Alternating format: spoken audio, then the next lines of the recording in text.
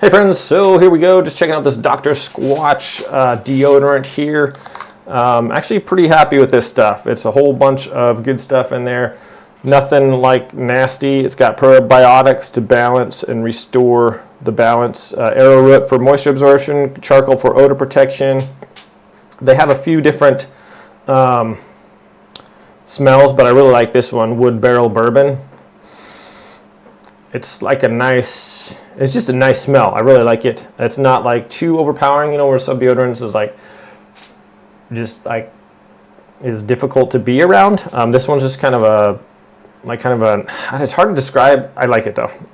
But none of the nasty stuff in there, like aluminum and junk like that. I haven't had any issues with this being irritating.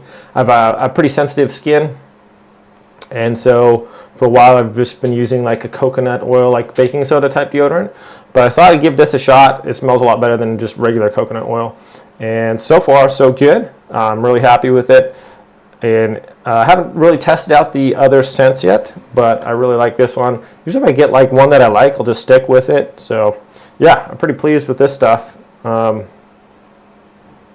far, no issues. So thanks so much for watching this video.